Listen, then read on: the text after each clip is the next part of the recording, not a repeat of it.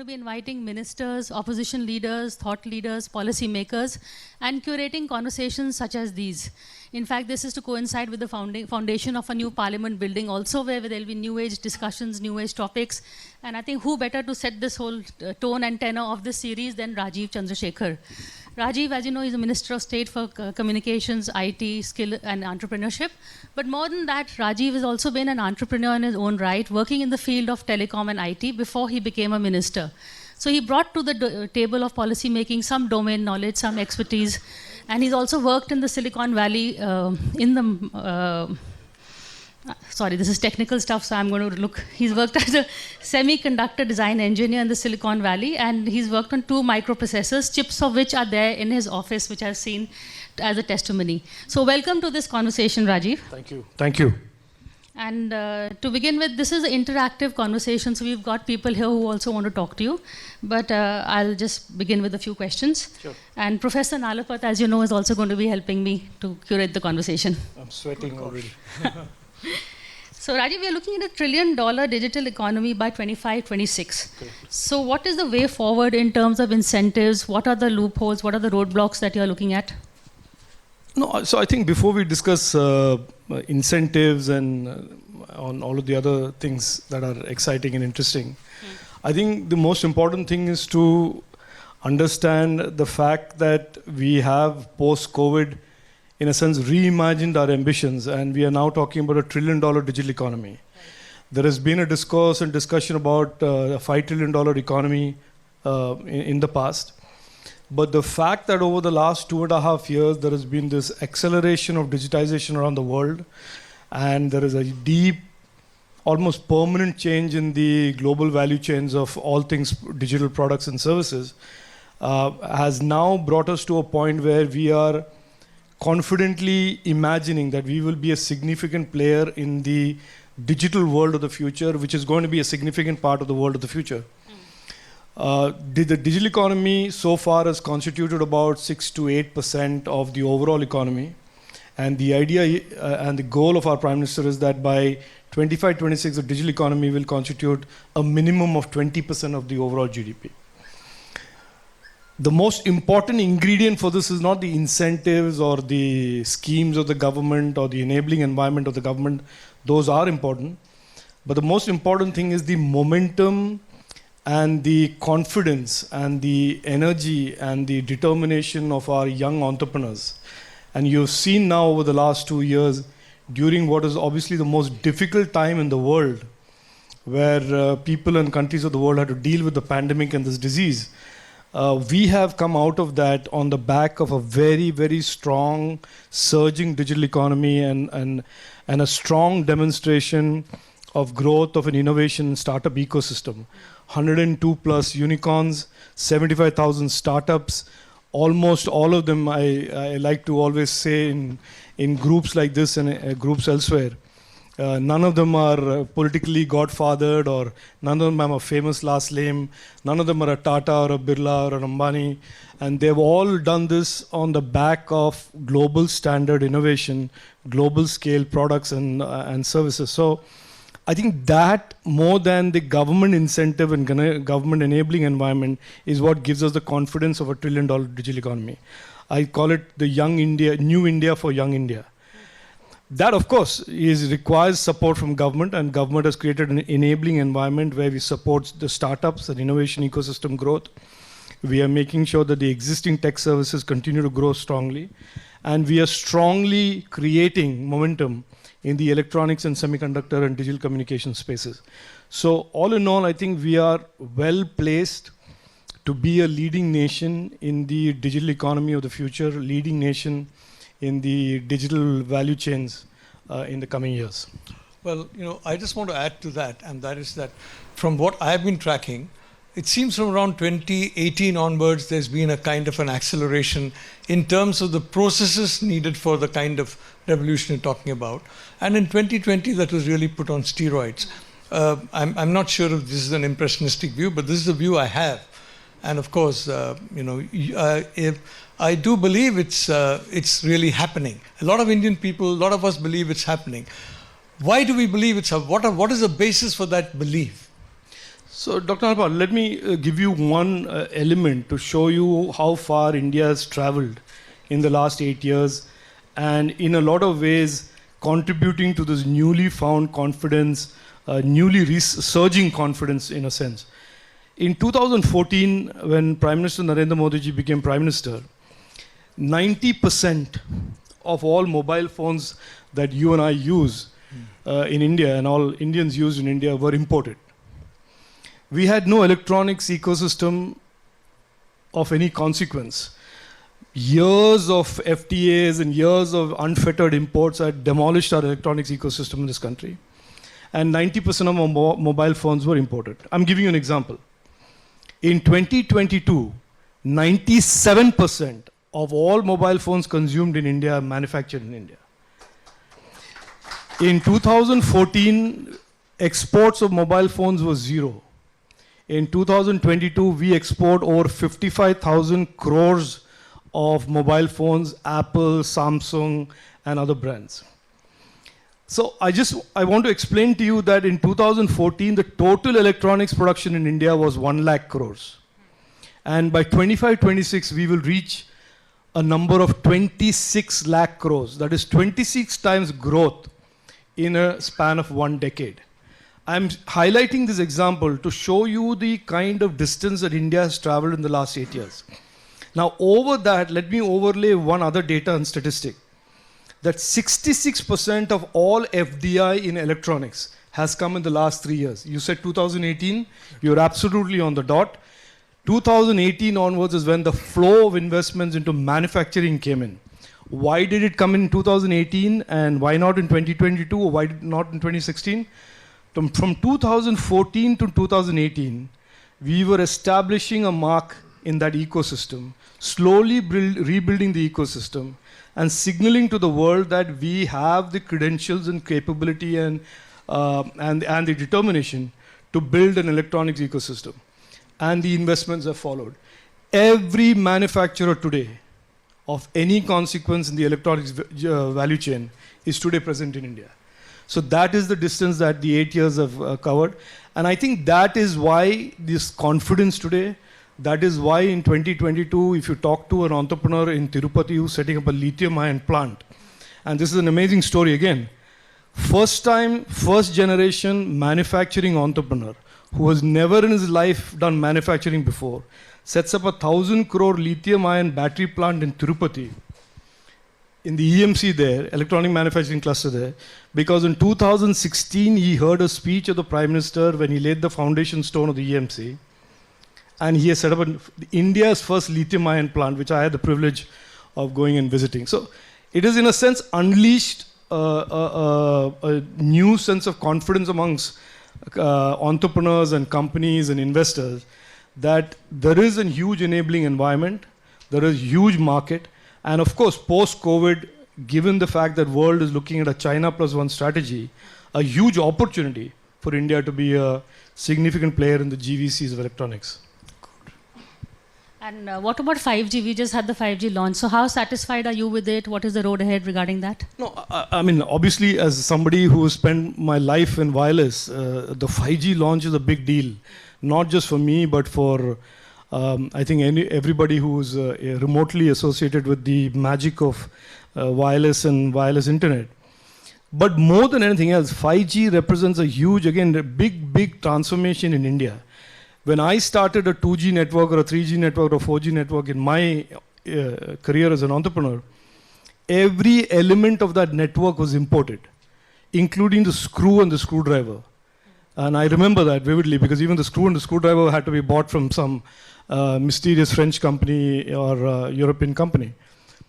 In the 5G, India is making a statement that the future wireless technologies, Indian products, Indian designs, and Indian IP will find a significant place. So the 5G networks that are going to be built out are being built out, have many components that are designed in India and or made in India, which is the first time that we are seeing that in any wireless network. So yes, 5G is a faster internet technology, but from India's point of view, it also represents for the first time that Indian technology is finding place in a cutting edge product and service that Indian consumers and indeed the consumers of the world can experience. Well, I just want one last question, Rajeev, and that is that, that's why I said 2020. That, I mean, I've been talking to people who are involved in chip manufacturing, and I know nothing about it, frankly, but you do. The point is that at from that year, they started showing a real interest in India. Absolutely. And today, 2022, they are beginning to feel it's inevitable that they come to India. What was that transformation all about? So I don't know if it's 2020 where the moment of epiphany, or whether it's 2022 or 2021. So we will agree to sort of leave that a little vague at this moment. But I agree with you completely that the confidence and the perception about India post-COVID and pre-COVID is like a step function jump in that. And I will give, and I'll tell you a personal experience. Pat Gelsinger, who was the CEO of Intel, came in February of 2022, met the Honorable PM, and then of course he came and dropped in and saw me. And he said very frankly, look, I love your policy, I love the government's vision on semiconductors in India. If you had asked me 2 years ago to set up a fab in India, I would have laughed at you. But today, I'm not saying yes or no yet, but I'm certainly not saying no. It is absolutely clear in my mind from the interaction that I have with the biggest global majors, the response that we saw to India Semicon in Bengaluru in April of this year, that we will have fab and we will build a semiconductor ecosystem that will be outside of Taiwan, the pre-eminent semiconductor ecosystem in Asia. It's a long game. Semiconductors are obviously, as you know, it is the cutting edge of technology, both in design, manufacturing, package, and verification. And I think if we are patient and the Prime Minister has, in a very short time, given us this significant package of incentives of 76,000 crores, $10 billion, that we will soon see in the year or two the first big semiconductor fab plants in India. Of that, I'm absolutely confident. Whether that will be, the first one will be in Dholera, or it will be in Mysuru, or any other place, that is, time will tell. But that the interest is high, that the interest is for both leading edge and trailing edge nodes, and the interest is in both logic devices and memory is clear. And more importantly, I just want to tell you that the interest of the world is on India's design ecosystem for semiconductor. And we have almost 40,000 engineers, and the government's policies are aimed at creating another 200,000 VLSI engineers in the next 3 years. So that not just for the Indian semiconductor ecosystem, that we provide talent for the world's semiconductor ecosystem, which are all, by the way, facing a huge shortage in talent currently. Before I go on to legislation, I want to involve the audience also. Any questions for our minister? Oh, yes, please. Can you just identify yourself and keep the questions short so we'll give him more time to answer? So my name is Akash Jindal. 5G. I salute our Honorable Prime Minister and you for the launch of 5G. I'm sure our economy would reach 5 trillion mark on this vehicle called 5G. Otherwise, also economy is doing very well, 13.5% GDP growth, 5th largest economy. But my problem is, sir, unemployment. The latest data tells us, August 2022, unemployment rate is 8.3%. Now, just allow me to complete my question. Huh? Yeah, I'm coming to the question only. Now, technology is a big job eater. In fact, 4 years ago, a corporate boss told me, invest into technology. I'm not hiring people in my tiny office. Rather, somebody told me, one of my employees, कि मेरी salary बढ़ाओ मैं छोड़ना चाहता हूँ. I have started telling people, मैं self-dependent हो गया हूँ. ये है ना मेरे पास डब्बा. Okay. So I want to know, yes, 5G is very good. 5 trillion economy dream is very good. 5th largest economy is very good. Are we doing something major for job creation? Otherwise, bad people like Akash Jindal, that's my name, would start telling their employees, मैं नहीं तनख्वाह बढ़ाता, मैं तो self-dependent हो गया. नहीं, ये कोई binary नहीं है. I don't know. I think some people are trying to make this some sort of a binary, that growth, expansion, technology is a binary from job creation and employment and entrepreneurship. And I will very respectfully tell you that is the furthest thing from the truth. On this issue of employment, let me just tell you some facts. From 2017 to 2020, pre-COVID, unemployment in India steadily came down. The periodic labor force surveys from 2017 to 2020 show that by 2020 March, which is the last labor force survey, unemployment had come down to 5% from the peak of 7.5% in 2014. Now, everybody here is reasonably intelligent and smart, and you all know during COVID and during the pandemic, there were deep disruptions in the economy, and more than deep disruptions in the economy, there were deep disruptions in the workforce. There are whole segments of the economy globally, this is not some Indian phenomenon, that have been deeply impacted by pandemic and the restrictions on travel. Hospitality, which is a huge employment creator. The services industry that are linked to hospitality, huge employment creator. There have been deep, almost permanent scarring in those sectors. Have those numbers been captured in these unemployment numbers today? Of course they have. The recovery post-COVID for some countries has been like a deep, sharp bounce, like for us. We have seen a deep, sharp rebound of the economy. But that rebound is not the same framework as the economy was pre-COVID. It is clear that some areas have grown much faster on the rebound, and some areas which have had impact from COVID continue to lag. For example, hospitality. I keep saying hospitality. Now, are those issues that are just issues that can be, addressed by a snap of a finger and a smart aleck tweet or a headline? No, of course not. The hospitality segment that employs large numbers of people around the world is slowly and steadily making a recovery. In my opinion, technology and this narrative that technology in some sense is a disruptor of employment is the furthest thing from the truth. And I'll explain to you why. I'll give you numbers. Last year alone, 10 lakh new jobs were created in the tech sector. 10 lakh new jobs, net new jobs. And the 10 lakh new jobs, 54% of them are women. And these are because of new emerging sectors, new emerging opportunities. By the way, the periodic labor force survey never picks up self-employment and entrepreneurship, which is also on the rise. So respectfully, I would say, don't discount the impact of COVID, which is one of the most disruptive events that modern history has ever seen. And to expect that economies or countries or societies and communities will bounce back from the impact of that fully and completely in such a short period. We have just got out of the COVID pandemic. We're just 6 months, 7, 8 months away. Is to be slightly unrealistic. And of course, politicians will make capital out of it, and they will do Todo Yatra, Jodo Yatra, all of that will happen. But the fact is this, the fact is that our economy is in a very good place compared to the rest of the world. If you look at China, which is going through its 5th or 6th lockdown, if you look at the US that has gone through 3 quarters of declines in growth, if you look at the UK that has gone through a double-digit inflation that is touching 20%, so you can imagine that if all the countries are speaking one language of disruption and impact of COVID, and we are talking about 13.5% growth and talking about being the fastest growing economy in the world, that we are doing something right. Are we addressing all of the problems that emerged during COVID pandemic? I don't think anybody in the government nor anybody sane in public life will ever make a claim to that. So there are residual problems of that, and those residual problems will continue to be addressed as we go forward.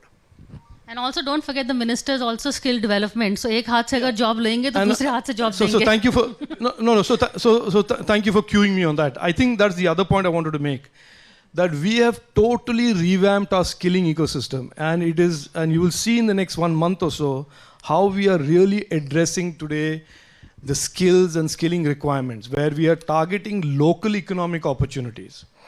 For the first time in every district, there will be a specific skill development plan for that district, based on what the local opportunities and the local economic needs of that district is. Handicraft, agriculture, non-farming opportunities, as well as the additional migratory opportunities within the country and outside.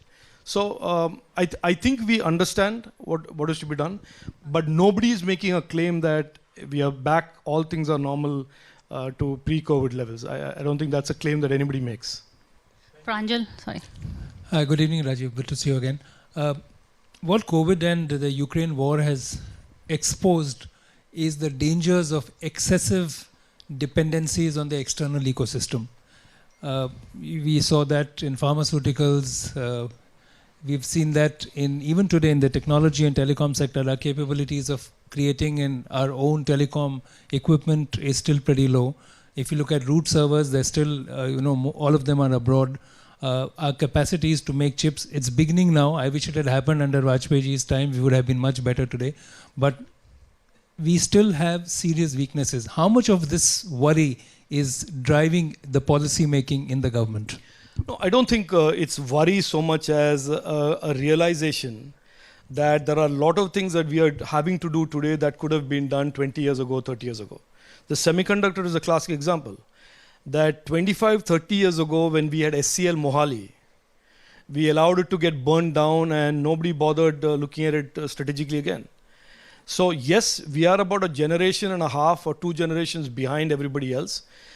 But in a way, the Honorable Prime Minister is looking at that as an opportunity, saying, okay, fine, we will bypass one whole cycle of investment and we'll jump to the other side of it, other end of it on semiconductors. So that is one.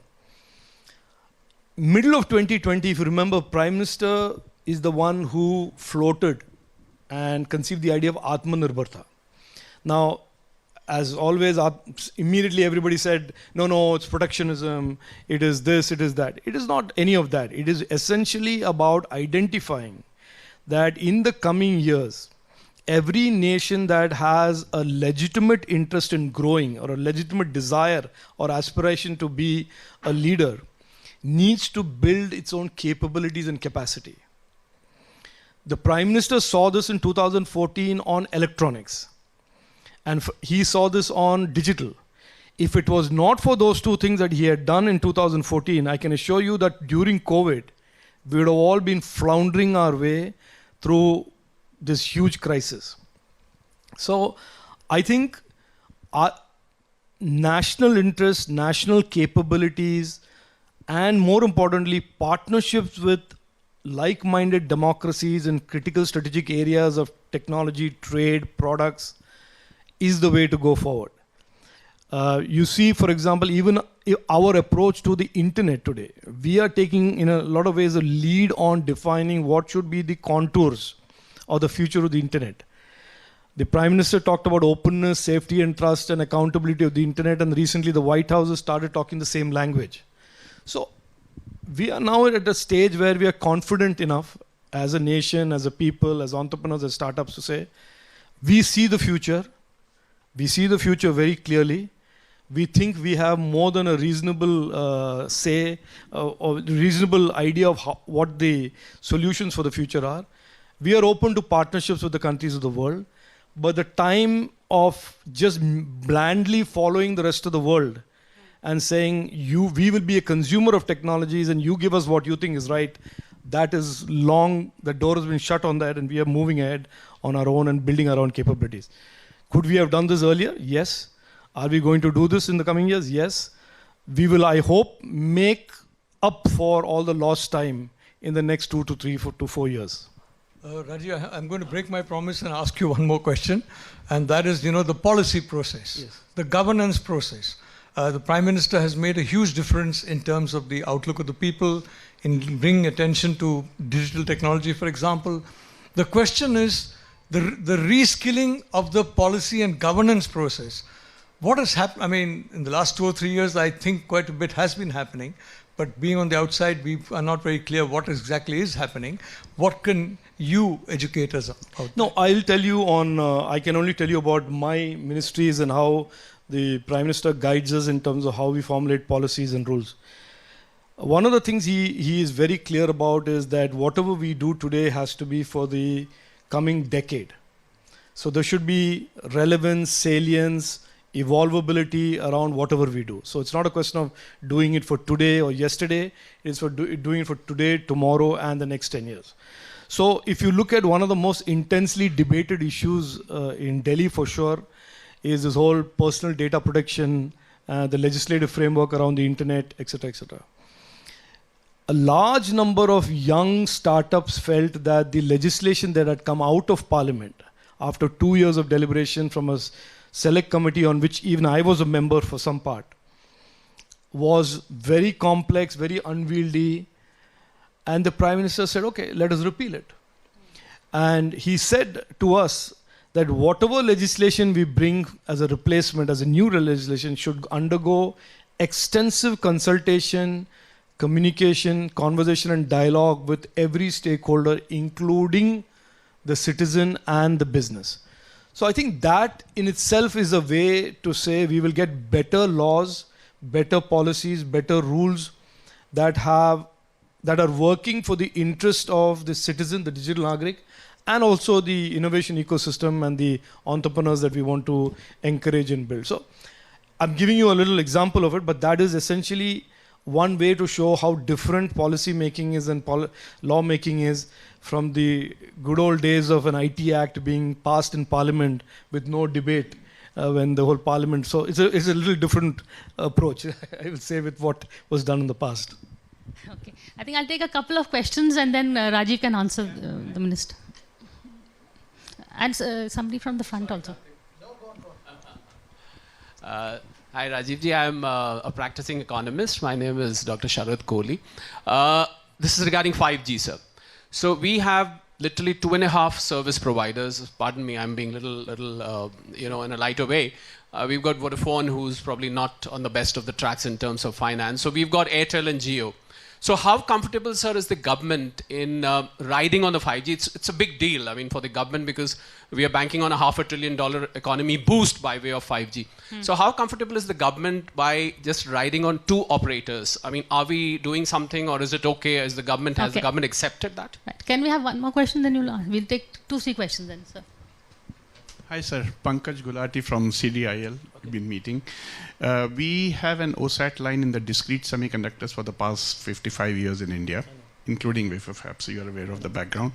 The reason I'm asking you is that in the last couple of years, I don't think we could have asked for a better minister than you, who has experience in semiconductors. A lot of effort has been done. But in reality, if the mobile phone manufacturing has started, or any other manufacturing really is, it's all EMS, it's all board assembly. Secondly, mobile phones have a 20% duty protection, which semiconductors don't. Under the ITA, it's a 0 duty. So the semiconductors need a special focus on it.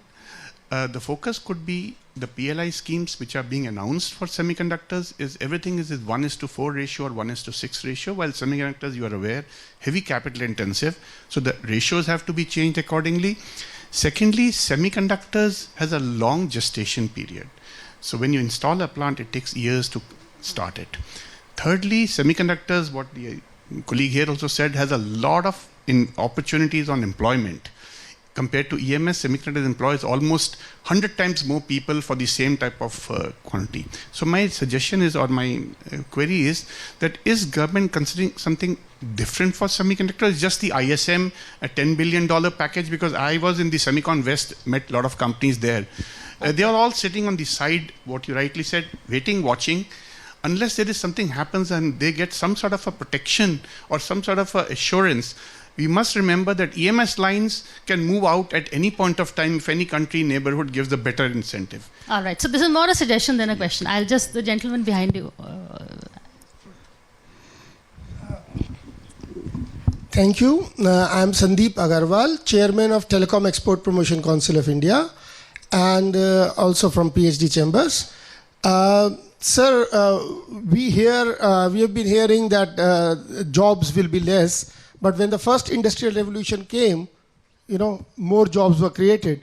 And when Industry 4.0 comes, more jobs will be created.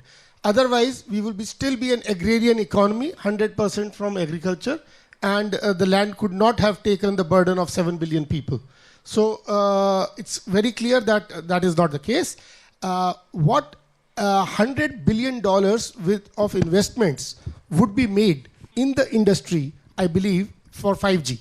That is the minimum, because the optical fiber cables installation and the towers And the point here is that when all these optical fiber cables are being laid and the towers are being laid, and we have to have the data centers, we also have to look into the submarine cables. I met you once and we discussed on that. Sir, we still believe that the government needs to push the submarine cable installation along the coast of India. We call it Bharat Mala from PhD Chambers. All right. And we request that should be looked into, the investment into that. So another suggestion. I think Rajeev, you had a question on So that. let me start with that 2.5.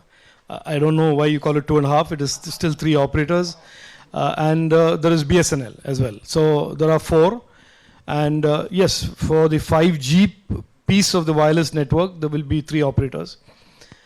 Look, in these capital intensive industries like an airport, like telecom operators, semiconductor plants, in a purest economic sense, and if you're an absolute theoretical economist, you want more and more competition because you believe consumers will benefit best by competition.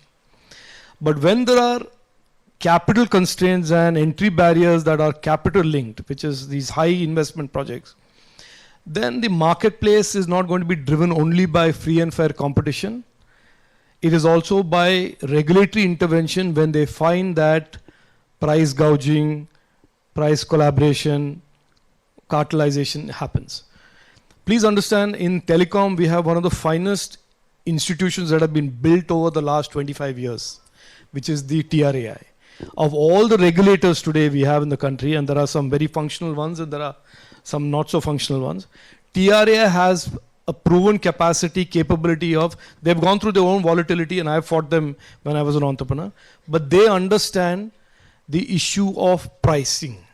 And so there is nothing that prevents them from intervening if they see there is dysfunctionality in pricing or there is no competition. Plus understand we have competition commission.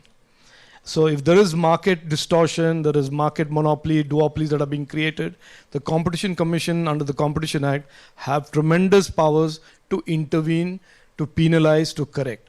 So if anybody today believes that they can game the system, I can respectfully submit that they are being delusional or they're being very, they're not so smart on believing that. But I don't think anybody believes that. The second question was the question to do with EMSs, and with great respect, that issue of EMSs will get up and go away is a little bit of a Raghuram Rajan theory, and I debunked that recently. Nobody is saying EMS is the same as semiconductor manufacturing. Nobody claims to say that. Nobody is arguing that point. The semiconductor is a long game. I said that initially. It's a capital intensive game. It is about creating capabilities and an ecosystem, and we believe it is a 5 to 7 year game. And so therefore, we think today, for many reasons that I don't want to bore the audience with, that India is destined to be and will be a significant part of the semiconductor value chains in the world. It is just a given.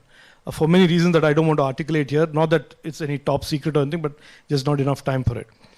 In terms of the incentives and protection for semiconductor import duties, we are very clear that eventually as scale picks up, value addition from India becomes a policy goal of ours.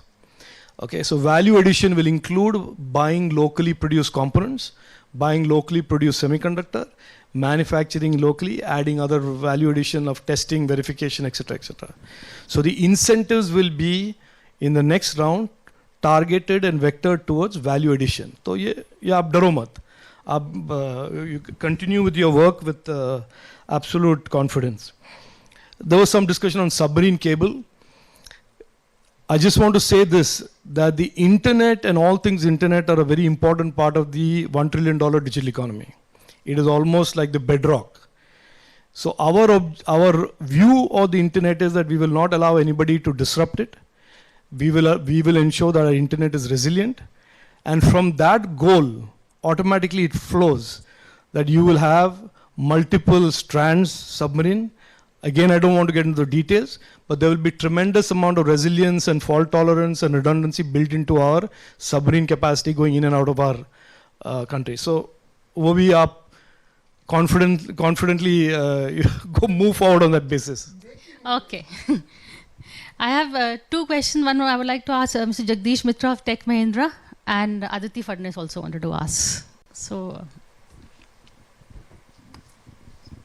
Minister, thank you for this explanation, and we at Tech Mahindra are extremely excited, and so is the IT services industry, for the opportunity, that 5G opportunity for all the services companies. My question to you is related to the point that you made about the change in the world order post-COVID and the supply chain. We long back lost the manufacturing battle to China and a few others. Do you think 5G will be the biggest enabler, like some of us believe, for helping us gain the manufacturing ground? And if so, why? And what will be the government's policies to enable the manufacturing setup to be more successful and be a global workforce? So Thank I will only talk about electronics manufacturing because I don't want to get into the other manufacturing of cars and all of that. So I'll speak to electronic manufacturing.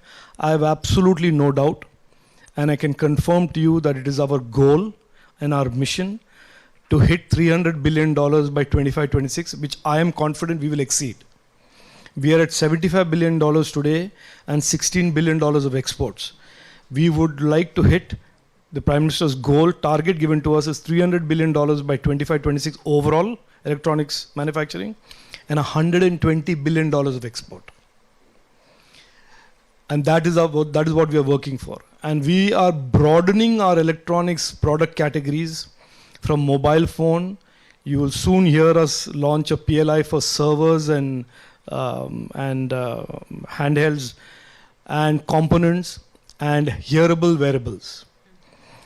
All of the segments that are very high growth in the coming years, we will establish our presence in, including low volume, high tech things like medical electronics, batteries, all of the adjacent categories to the core consumer electronics categories. I have no doubt in my mind at all that we will become a significant player in the GVCs over the next decade. Again, common sense. Over 30 years, China has dominated the electronics value chains. After hydrocarbon and petroleum, electronics is the second most traded commodity in the world. 1.6 trillion is the electronics global trade, of which 900 billion to a trillion originates from China. It doesn't require anybody to have rocket science PhDs to figure out that that dependence on one country alone is not healthy for the world. So India has an opportunity, but I want to assure you, I want to tell you that it is a competitive opportunity. We have an opportunity, so does Vietnam. And there are other countries also who aspire. So we have to, as with PLIs, with the PM's Gati Shakti program to improve our logistics efficiency, become a competitive destination for manufacturing, which we are becoming, as well as grow our own domestic market. And your Mahindra, electronics today increasingly is consumer, compute, that is consumer mobility, compute, and automotive. So these three areas are our strategic focus as a nation. And I think today, if we, Sabka Vikas, Sabka Prayas, if we put our real collective might behind it, over the next 5 to 7 years, we could be a significant manufacturing powerhouse for Indian consumers and the consumers of the world. thank you. Aditi Fadnes, and then Ambassador Goel after that. Aditi Fadnes, Business Standard. Minister, I have two questions, one short and one long. Mm-hmm. The short one is on skill development. Granted that COVID set you back, but just 5 words. What took you so long? Mm-hmm. The second question is not really related to this subject, but I do want to ask you, you gained a lot, you yourself personally gained a lot in heft after you supervised the BJP's campaign in Pondicherry. Oh, I thought you put on weight. I beg your pardon, that was not... Uncomfortable shifting in his chair. I thought you were deliberately being rude or something. I'm very sorry, that was not my intention at all. No, somebody mentioned that to me this morning, saying, why aren't you losing weight? No, so no, I thought there's some conspiracy going on. No, you are a wisp of what you used to be. Aditi is looking very pained. So now the BJP is not present in half a dozen important South Indian states. What is your strategy? So the first one on Skill India, look, and I'm taking up from where I think you mentioned. The skills that are now required post-COVID are an absolutely different type of skill. You can see that the workforce requires more digital skilling, more digitally adjacent skills.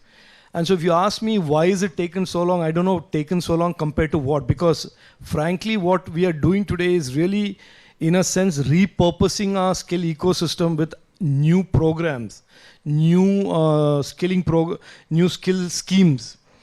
And we have, pre-COVID, we had, I think, about 3,000 odd programs, skill programs, NSQF compliant programs.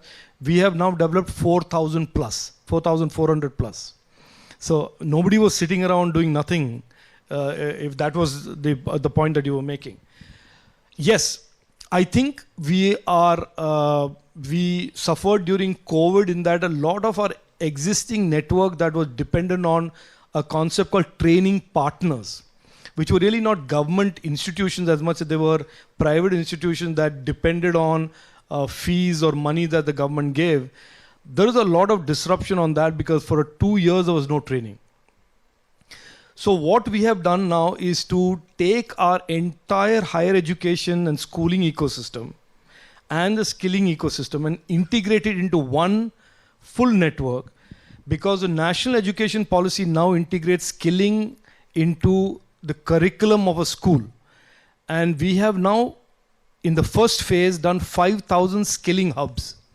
The skilling hub consists of schools, the ITIs, skill development centers, and colleges and universities also. So even colleges and universities that in the evening have, let's say, excess capacity and are not being utilized, can become skill delivery centers. So there is a lot of work going on in skilling. I can assure you that even if we haven't come out and publicized it, it is absolutely clear. And you will see, for example, November, December, a lot of announcements on PMKVY 4.0.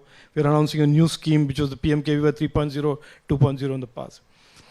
And we have now integrated the industry completely into the skilling ecosystem. So skilling per se is not the outcome of our program. It is employment. And I like to say again and again that skilling is the passport to jobs and passport to prosperity. So we have got the industry fully integrated into what kind of skills are being given. And the last point on this I'll make, which I said, that every district will now have a very unique skill development plan. That means a district in UP need not have the same skill development plan as a district in North Karnataka or in Kerala, or in Tamil Nadu, or in Jammu and Kashmir, or in Nagaland. Earlier what was happening was the skilling was predominantly driven by opportunities in towns. That was, in a sense, incentivizing a youngster in a district who had half a dozen opportunities, but because of skill that was required by a factory in, let us say, Noida, he or she was migrating to that job in Noida. Today we have split the skilling into local agricultural opportunities, local non-agricultural opportunities in the district, opportunities in adjacent districts, which requires a migration or travel to the adjacent district, and or within the country or outside the country. In Varanasi, we have recently launched a dedicated hub that will supply talent to the Middle East in a joint venture with the Middle East governments. So those are the innovative things that we are doing. And I frankly, I know that I am known for my technology background, but skilling is where I am really spending a lot of time, and I think it is absolutely transformational, I hope, in terms of if we can pull off what we want to do in the next 1 or 2 years. On the South India thing, that question, Adi, look, I think for whatever reason, and we can analyze this and dissect this about ad nauseum about why the BJP hasn't grown in the South. I think we have reached an inflection point in the politics of the South. I genuinely believe this. And I'm not saying this because I'm a BJP Karyakarta. And Tamil Nadu, Kerala, Telangana, and then Andhra are all states that are, in my estimate, ready for political change. How successful we will be depends on our campaign and our effort and our work on the ground. We will see that the first elections are in November 23, Telangana, and then we will have the other elections down the road, and we'll see how that goes. I am very confident that we will certainly significantly grow in those states, and we will do much, much better than we have done in the past. And I say this not because I have to say it, because I say this because I see it and I sense it. I was there recently in Tamil Nadu to launch a factory, and I saw the discourse and narrative and the media attention to the Prime Minister's policies on electronics. And you sometimes you get a sense about what people see the BJP as. And we see that the old, tired narrative that has been peddled for so long by some parties in the South, that BJP is a North Indian party, ye Hindi walon ka party hai, and we are the Dravidians. All of that funda that has been played out has run its course. It's become tired, it's got no legs to stand on anymore. And so now it's really a contest of ideas. This is what we believe in development. Now if you're DMK and you're the grandnephew or the nephew or the son or the cousin or whoever the case may be, you tell us what your idea on development and governance is, and let's let the two ideas contest themselves in front of people. That is our politics, and that's what we'll do.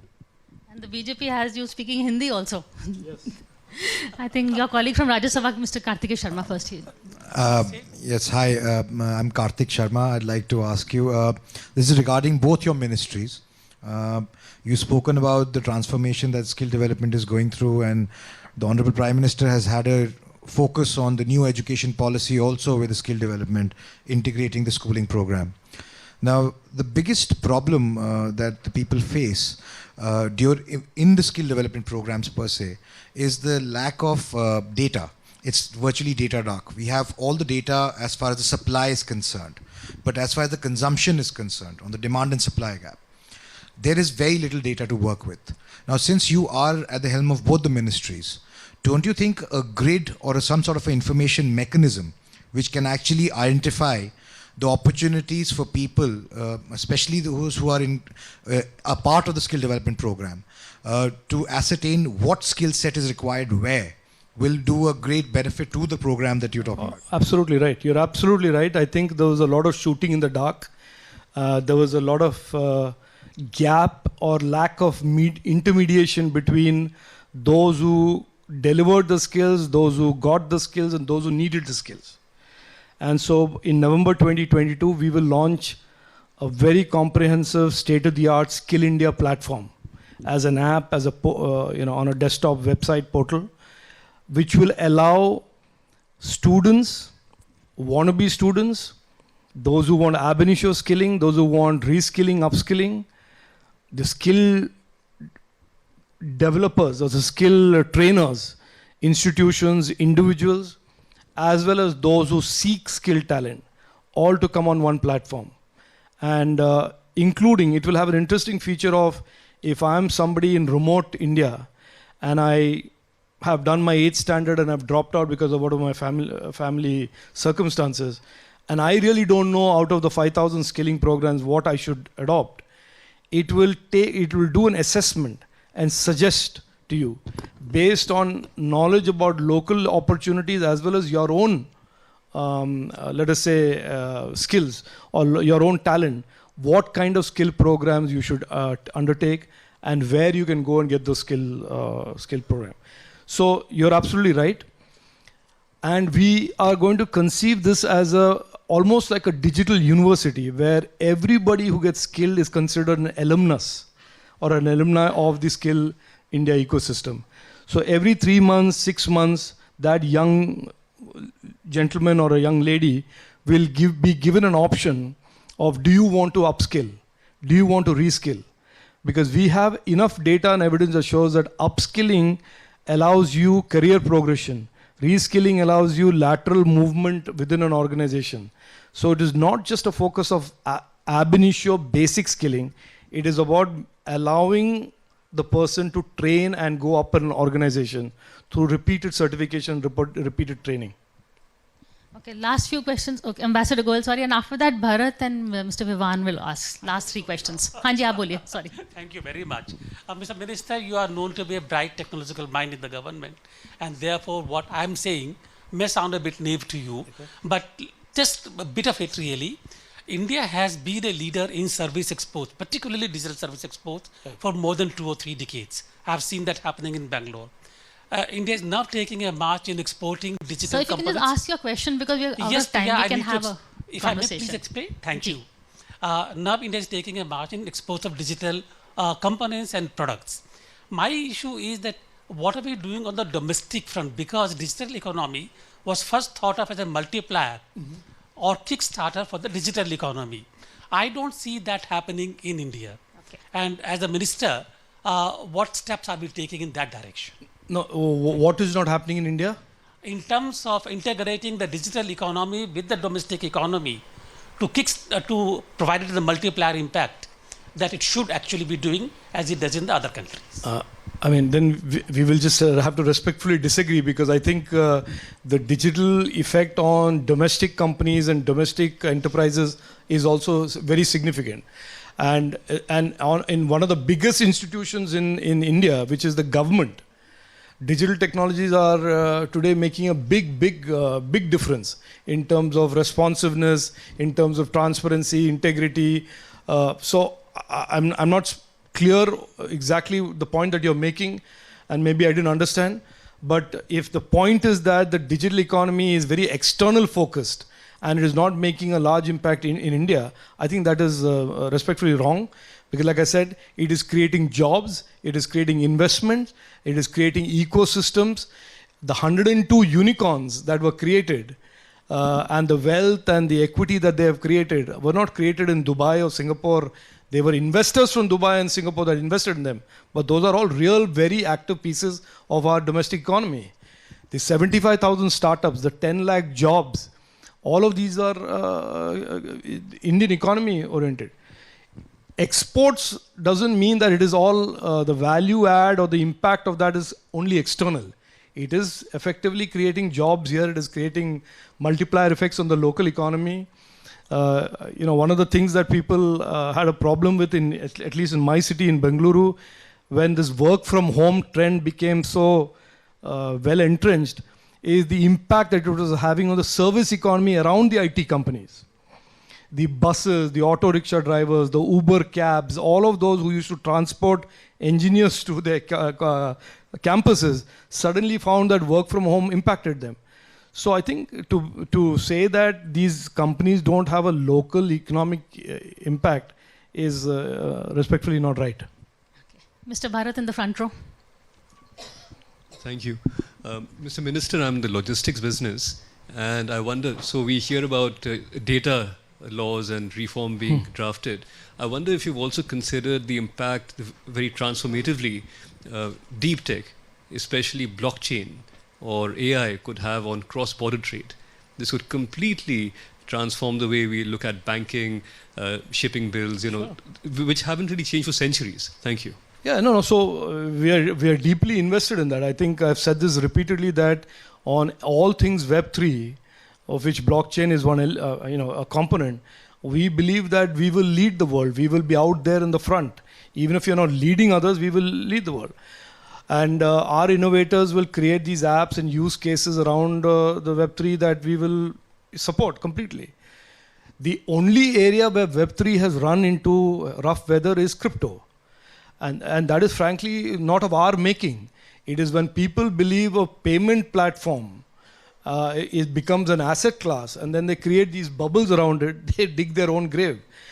So we didn't say anything. Actually, if you look at the government's response to the entire crypto bubble, was we just cautioned people, saying, look, be careful, because you are either running afoul of the law in terms of how you are buying the dollars to buy a Bitcoin or buy a Ethereum. Be very careful, because there's only one way. We are not a convertible currency. This is not the US dollar. You better go through the RBI and get through the LRS the dollars that you need. And if anybody is giving you Bitcoin by giving them rupees, they are violating half a dozen laws, including FEMA. So that's all we said. We are going to replace the IT Act, which is a 22-year-old law, with a new law by early next year called the Digital India Act. That will redraw the technology ecosystem, and that will allow you to deploy AI and all of that, but we will draw the boundary conditions of user harm. We will lay out some rules on ethical use of AI. We will talk about risks of using emerging technologies, because at the heart of every policy, the digital Nagrik, the citizens should find center place. Innovation is great. Innovation for too many years has been used to avoid scrutiny and oversight. We don't believe that. We think that the citizens' interest, those who use the internet, the 1.2 billion Indians, their interest should be paramount. And the innovation that happens should happen keeping that in mind. So there are some boundary conditions. So you'll see that. I mean, we are completely, I think I am extremely excited about where we are going in those areas. I mean, I am privy to some things that maybe you are not, but we are out there in the front with every other country. Okay. I think Karthik wants to say something. Then I'd like to ask another question. This is wearing the other hat. I mean, there's a large number of content creators and content companies and individuals who've come in. And there is very little law to protect their rights, especially when they are juxtaposed to large mammoth companies like Google and YouTube and so on and so forth, and just to name a few. We've seen what's happened in Australia. We've seen what's happening in other parts of the world. Since this is it's an evolving piece globally, what is your government doing about it, and what is your ministry doing about it? So first of all, we understand the problem. So we've understood the problem and we are completely cognizant of it. And this new Digital India Act will, like I said, the boundary conditions are openness, safety and trust, accountability. Openness means we will not allow any big tech platform or indeed any entity to create market-friendly, market-dominant presences on the internet. In the ad tech world today, it is my personal belief, it's not the government view yet, that some platforms hold disproportionate power of negotiation. We would like to balance that scale. And I think it is necessary, especially in the context of exactly what you said, which is India is full of millions of young content creators. The only way they can monetize it is by going and putting it on YouTube and taking the little loose change that the YouTube hands out. Monetization of content should be an equally balanced equation where the content creator must have as much leverage in negotiation as the platform that helps him or her monetize it. Currently, I believe, they don't have enough of negotiating leverage, and essentially is the big tech platforms that decide how you monetize it and what you get for monetizing it. So I think that equation needs a little rebalancing. In fact, I'd like to thank you for being a great content creator, because usually in these days of short attention span, you've kept us engaged for 1 hour. I've seen ministers who don't give interviews more than 10 minutes saying, people lose interest. But you've kept us all engaged. The very last question, I think, there, and then we'll end this. Thank you, Minister. I'm in tech policy, and just a very quick question. Sure. It's a truism that tech keeps ahead of laws and regulations. So is it time that we start drafting shorter laws? I absolutely I completely agree. I think we should draft shorter laws, more evolvable principle-led laws, and do less hard coding within laws. The problem with hard coding is you hard code what is obviously visible in front of you today, and you don't know what's happening. So I think you will see that the laws that we are coming up with, both in the domain of data protection and the Digital India Act, will be highly contemporary, very global standard, and very evolvable frameworks that lay down some basic principles and allow the law to evolve as challenges and opportunities evolve. Thank you so much, Minister, for this, for getting off Capital Dialogues to a very auspicious start. Thank you. And I do hope you'll join us for a cup of tea. They have questions this side also. Still, we haven't run out of questions. So we do hope you'll join us for a cup of tea. Thank you very much. Thank you.